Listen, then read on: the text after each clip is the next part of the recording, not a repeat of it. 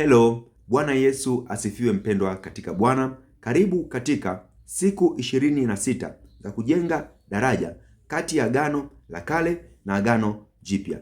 Mpendwa, Kristo Yesu akiwa ndiyo daraja. Kwa nini? Kwa sababu ya mafundisho yake, kwa sababu ya miujiza, kwa sababu ya ishara. Tutazitumia hizo ili kuweza kujenga daraja. Mpendwa, na siku ya leo ni siku ya pili ambayo tunakwenda kuangalia fundisho la Yesu Kristo, namna ambavyo lilikuwa likichukuliwa katika Agano la Kale, lakini pia katika Agano Jipya. Vipi linaonekana vipi? Kristo analizilisha kwa namna gani? Mpendwa katika Bwana. Fundisho la siku ya leo linatoka katika kitabu cha Luka sura ya 10, ule mstari wa 25 mpaka ule wa 37. Mpendwa katika Bwana. Fundisho hili ni fundisho maarufu sana, na habari iliyopo mahali hapa ni habari maarufu sana ambayo watu wengi tunaijua. Kama kwa Kiingereza wanasema habari ya Good Samaritan, sisi tunasema habari ya Msamaria. Kristo Yesu, kuna mtu hapa anamfuata Kristo, anamwambia huyu mtu akiwa ni mwanasheria, ni mtu aliyebobea katika sheria, anaenda kumjaribu Kristo, kumuuliza kwa habari ya namna gani afanye nini ili aweze kuulisi ule uzima wa milele. Mpendwa katika Bwana, kinachotokea ni nini? Kristo Yesu anamuuliza maswali, akamwambia, je, Torati inasemaje kwa habari ya uzima wa milele? Mtu huyu anasema, Torati inasema mpende Bwana Mungu wako kwa moyo wako wote, kwa roho yako yote, kwa nguvu zako zote, kwa akili zako zote, na mpende jirani yako kama nafsi yako. Mpendwa, Kristo Yesu anasema, hakika umesema vema, ndivyo ilivyo. Hapo fanya hayo ukaishi. Sasa tutaanzia kusoma mstari wa 30 ambapo Yesu anaanza kumjibu juu ya swali la yule mwanasheria kwa habari ya jirani yake ni nani, kwa sababu mtu huyu akitaka kujihesabia haki kwamba yeye amestahili kwa kuishika Torati, anamuuliza Kristo, sasa jirani yangu ni nani? Kristo ndipo anaanza kumjibu. Anasema kwamba Yesu akajibu akasema, mtu mmoja alishuka toka Yerusalemu kwenda Yeriko, akaangukia kati ya wanyang'anyi, wakamvua nguo, wakamtia jeraha, wakaenda zao wakimwacha karibu ya kufa. Hapa kulikuwa na mtu ambaye ametoka Yerusalemu. Yerusalemu ni mji mtakatifu ambapo kabila la Yuda lilikuwepo mahali hapo. Kwa ulikuwa ni mji mtakatifu. Kwa kuwa ulikuwa ni mji mtakatifu, anatolea mfano wa namna hiyo. Mtu aliyekuwa ni mtu ambaye ni mtu mtakatifu, ni mtu mzuri, akashuka, ambaye alikuwa ni mwenye kibali, akashuka kwenda Yeriko. Alipoangukia katika mikono ya wanyang'anyi, wakampiga, wakamvua nguo na wakamwacha hali ya karibu na kufa. Kinatokea nini? 31 anasema, kwa nasibu kuhani mmoja alishuka kwa njia ile, na alipomwona alipita kando. Hapa tunamwona mtu wa kwanza ambaye ni kuhani. Kuhani ni nani? Ni mpatanishi kati ya Mungu na mwanadamu. Ni mtu ambaye alikuwa ni mtu ambaye anajali watu kuliko kitu chochote. Lakini alipomwona mtu huyu akiwa amevuliwa nguo, amepigwa na nusu ya kufa, karibu ya kufa, akamwacha mtu huyu. Mwisho wa siku akamtazama na kupita kando. Akapita mtu wa pili, 32. Na Mlawi vivyo hivyo. Alipofika pale akamwona, akapita kando. Akapita pia Mlawi, mtumishi katika nyumba ya Bwana. Kabila la Lawi ni kabila ambalo katika Agano la Kale lilichaguliwa kwa ajili ya kutumika katika nyumba ya Bwana. Anasema, nitengeeni Walawi kwa niaba ya wazaliwa wa kwanza, nao watatumika katika hema takatifu. Ukisoma hata katika kitabu cha mambo ya Walawi, zilikuwepo familia kadha wa kadha za Walawi ambao walikuwa wanatumika katika hema ya kukutania, wakiwa wanajishughulisha kwa ushughuli au kwa utumishi mbalimbali. Kwa mfano, wana wa Kohathi walikuwepo, wana wa Maleli walikuwepo, watu kadha wa kadha, familia ambazo zinatumika mahali pale. Naye huyu Mlawi ambaye ni mtumishi katika nyumba ya Bwana, alipomwona yule mtu akapita kando ghafla. Lakini 33, Msamaria mmoja katika kusafiri kwake alifika hapo alipo, na alipomwona alimhurumia. Amen. Angalia hichi kitu kinachotokea. Kuhani amepita kando, Mlawi amepita kando, lakini hawa watu wote ni watu ambao wamejaa na utukufu wa Mungu, ni watu wenye heshima, ni watu ambao wamejifunza neno la Mungu kisawasawa, ni watu ambao wanakaa na Torati sawasawa, ni watu ambao wanazijua sheria za Mungu vilivyo, ni watu ambao wanakaa katika utumishi vilivyo. Lakini anakuja Msamaria katika mstari wa 33. Msamaria huyu anafika. Yeye Msamaria ni nani? Mpendwa katika Bwana, Msamaria kwanza ni Yesu mwenyewe. Kwa nini nakwambia ni Yesu mwenyewe? Katika Yohana 8 mstari ule wa 48, Yesu Kristo anaitwa ni kama Msamaria, tena mwenye pepo. Kwa sababu gani? Kwa sababu ya mafundisho yako tofauti na mafundisho ya kwao, kwa sababu mtazamo uko tofauti na mitazamo ya kwao. Mpendwa katika Bwana, jambo hili, anafika Msamaria pale, anakwenda kumsaidia huyu mtu na anamhurumia. Kuhani ameshindwa kumhurumia, Mlawi ameshindwa kumhurumia, watu wanaojua Torati, watu wanaoshika sheria, watu waliojifunza sheria wanashindwa kufanya jambo la haki. Lakini mtu ambaye hajui sheria, mtu ambaye hafuati sheria, mtu ambaye hajui chochote kuhusu sheria, bali yeye anafanya, unadhaliwa moyo wa huruma ndani yake. Kwa nini jambo hili? Kwa nini Msamaria? Msamaria ni nani, mpendwa katika Bwana? Ukitaka kujua habari ya Msamaria, Msamaria ni mtu ambaye alikuwa, kwanza, Israeli alikuwa ni mtu mchafu, ni mtu ambaye hafai, ni mtu ambaye hamheshimu Mungu, ni mtu ambaye hamchi Mungu, ni mtu ambaye hafati Torati. Mpendwa katika Bwana, vitu hivi vyote alikuwa navyo huyu Msamaria kwa mujibu wa maandiko. Ukisoma katika kitabu cha Wafalme wa Pili 17 kuanzia ule mstari wa 24 mpaka ule mstari wa 41, lakini ukianzia mstari wa kwanza anazungumza kwa habari ya mfalme Ahazi akiwa Yuda, lakini mfalme Hoshea akiwa Israeli. Sasa mpendwa, nataka nikupe stori kidogo kwa habari ya hawa Wasamaria walikotokea. Stori inaanza mbali kidogo kwa habari ya Yeroboamu na Rehoboamu mwana wa Suleimani. Baada ya kuwa Suleimani amefariki, Yeroboamu alikuwa katika makimbizi Misri. Ndipo Yeroboamu alirudi katika Israeli. Aliporudi akahitaji kukaa kikao pamoja na Rehoboamu ili waweze kupunguziwa kongwa, yaani ule mzigo wa kifalme ambao ulikuwa juu ya watu. Ndipo ambapo zikatolewa shauri mbili. Shauri wa kwanza ulikuwa ni ushauri wa wazee, lakini na ushauri wa vijana. Lakini Rehoboamu akaukataa ushauri wa wazee kwa habari ya kusikiliza wakina Yeroboamu na kuwapunguziwa hilo konga, na kuwasikiliza vijana kwamba aweze kuwakataa hao wakina Yeroboamu. Hii ikasababisha makabila yaweze kupasuka. Kabila moja likaenda juu, kabila lingine likabakia. Yuda akabakia pamoja na Benjamini, Yerusalemu mji wao ulikuwa mkuu. Lakini Israeli na makabila yale 11 yakaenda juu kule, mji wao mkuu ukawa ni Samaria. Sasa baada ya hapo ndipo katika hiyo Wafalme 17 ule mstari wa kwanza ukisoma mpaka 41, lakini ukianzia kusoma mstari wa 24 ndipo ambapo tunaanza kisa cha Samaria kinatokea hapo. Mpendwa katika Bwana, mji kwanza wa kwao unaitwa Samaria. Sasa kwa nini Wasamaria wanaitwa wachafu? Kwa nini Wasamaria wanaitwa wasio mwabudu Mungu? Kwa nini Wasamaria washiki Torati? Kwa nini Wasamaria ni Waisraeli waliochanganyikana na watu wa mataifa? Sasa hapa kukawa na mfalme katika Yuda ambaye alikuwa ni Azia, lakini kukawa na mfalme katika Israeli ambaye alikuwa ni Hoshea. Baada ya hapo mfalme wa Ashuru akaenda kuteka mji wa Samaria. Maana yake akaziteka zile kabila pamoja na mji ule wa Samaria ambao walikuwa wakaa katika ule mji wa Samaria. Alipoteka, kinachotokea ni nini? Wale watu wakaanza kuzaana, wakaanza kuzalishana hawa na hawa, na wale wa Israeli wa mahali pale wakaanza kutumikia miungu, wakatengeneza miungu mbalimbali. Kulikuwepo na miungu kadha wa kadha mahali pale. Watu wakazalisha mfumo mwingine kabisa wa kiungu pale. Na hawa watu kuanzia mstari wa 24 ndipo ambapo habari inaanza kuzungumzwa kwa uzuri. Lakini sasa hapa ndipo kizazi cha Samaria kilipozaliwa, na hapa wao wa Samaria tangu hapo wakawa ni watu wachafu, kwa sababu ni watu ambao wako combine kati ya watu wa mataifa na taifa la Israeli. Ikadhaliwa kizazi kingine, ndio wanaitwa wa Samaria. Walikuwa ni half Israelite and half Gentiles, yani nusu wa mataifa, nusu wa Israeli, nusu wa Yahudi. Mpendwa katika Bwana, kinatokea ni nini? Kinachotokea ni hiki.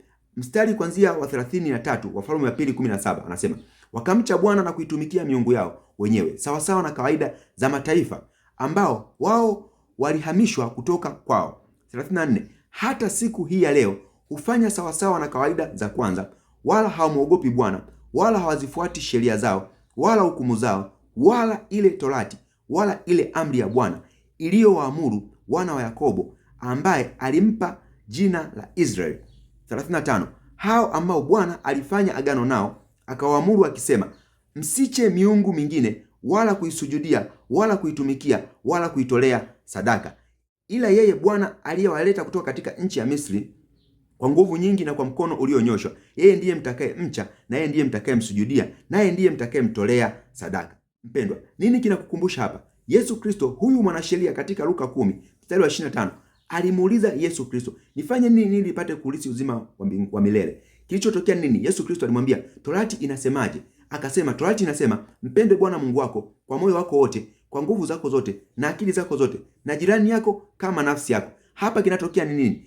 Agizo la Torati lilikuwa linasema hawa watu alifanya agano nao, akawaamuru akasema msiche miungu mingine wala kuisujudia wala kuitumikia wala kuitolea sadaka. Wakafanya hivyo, wakaiacha Torati, wakafanya hayo mambo mengine. Pendwa katika Bwana, nini kinatokea? Huyu mtu ambaye ni Msamaria, ambaye hashiki Torati, ambaye hamchi Bwana, ambaye hafanyi vitu yoyote, lakini alionyesha huruma, ndiye aliyempenda jirani yake kama nafsi yake, ndiye aliyempenda mwanadamu kama nafsi yake inavyompenda. Ni mtu ambaye hashiki Torati, hajui Torati, hafati Torati, hamchi Bwana, hafanyi ule utumishi wote wa Bwana, lakini ndiye aliyetoa moyo wa huruma.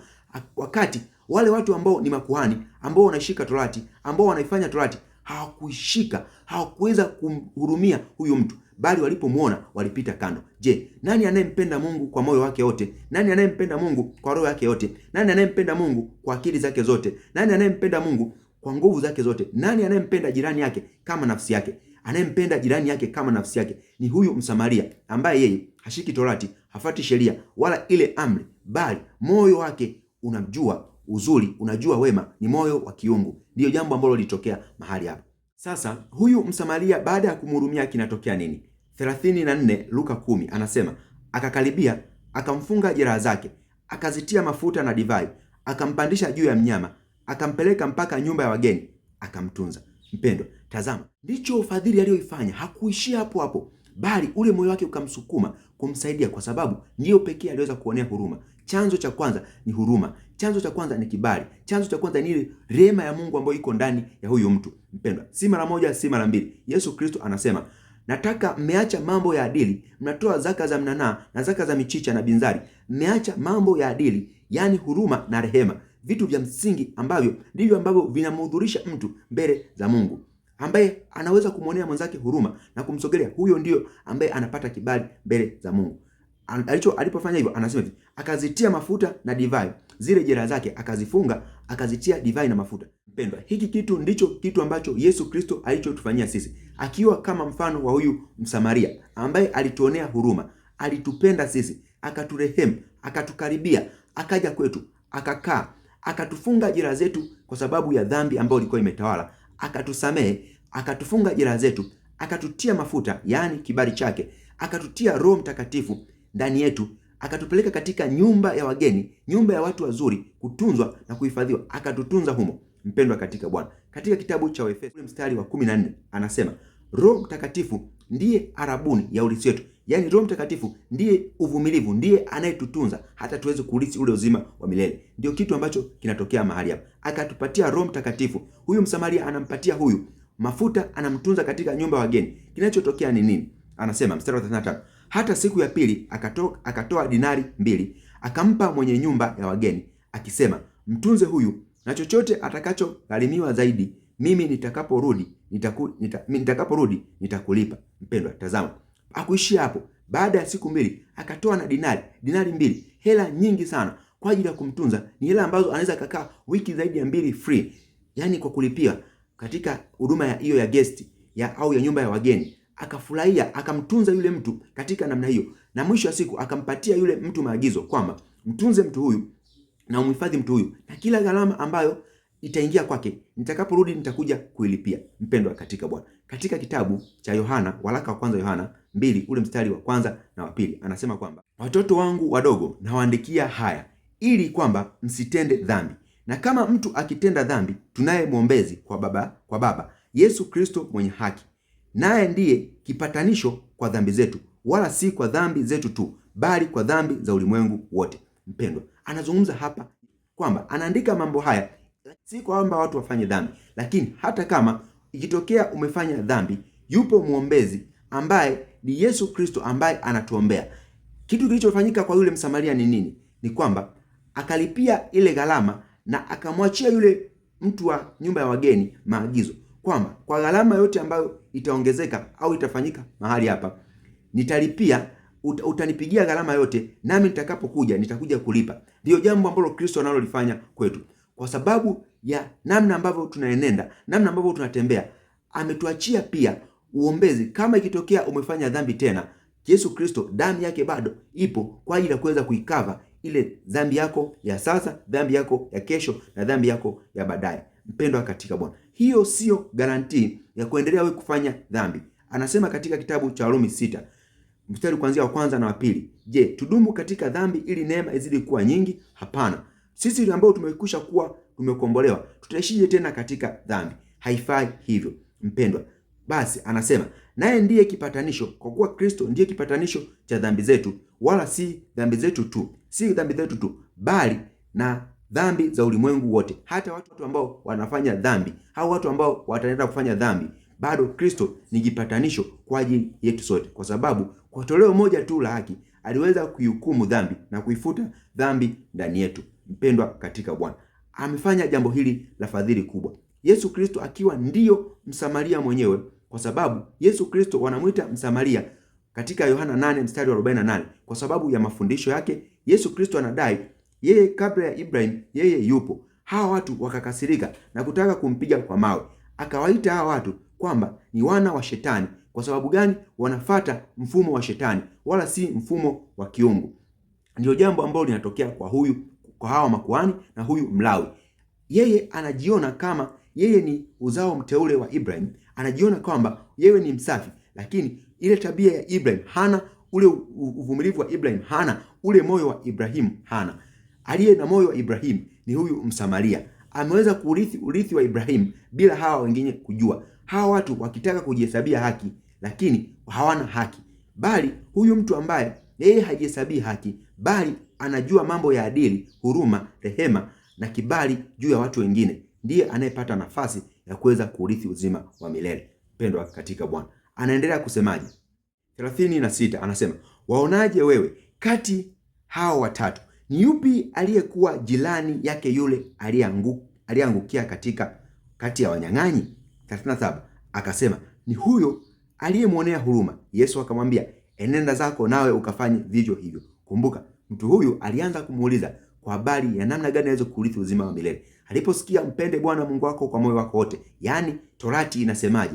Alipogundua kwamba yeye ni mmoja wa Israeli na anashika Torati na Torati ipo moyoni mwake, ameshika Torati, lakini ile Torati alikuwa ameshika tu katika midomo na katika kuielewa na kuifahamu katika tu macho ya kutazama, lakini moyo wake ulikuwa hauna vile quality za Tora, hauna vile vigezo vya maagizo yale ya Mungu, hauna yale matakwa ambayo Mungu alikuwa ametaka kuyafanikisha. Mpendwa katika Bwana, ila mtu wa nje, mtu Msamaria, mtu asiyeshika Torati, mtu asiyefuata Torati, bali agizo la Mungu juu ya upendo lipo ndani yake, agizo la Mungu juu ya kibali lipo ndani yake, agizo la Mungu juu ya huruma lipo ndani yake. Huyo mtu akafanya hivyo. Anamuuliza, ni wapi kati ya watu hawa watatu, ni yupi kati ya hawa watu watatu ambaye yeye amefanya jambo zuri?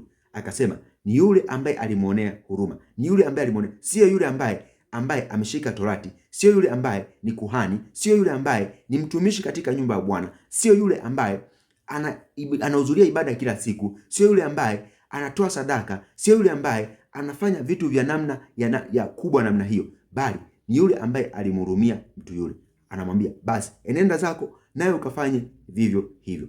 Mpendwa katika Bwana, katika hii Luka 10 mstari wa 25 mpaka wa 37, fundisho la Yesu Kristo ni nini? Yesu Kristo anasimama kama daraja. Maana gani? Akifundisha kwa habari ya Torati na neema, kwamba katika Torati ilikuwa haimkamilishi mtu hata akapata haki, akafanya matendo ya haki, akafanya huruma, akafanya rehema, akafanya na uaminifu. Katika Torati hicho kitu kilikuwa hakipo, bali jambo hilo lilikuwa ni katika neema.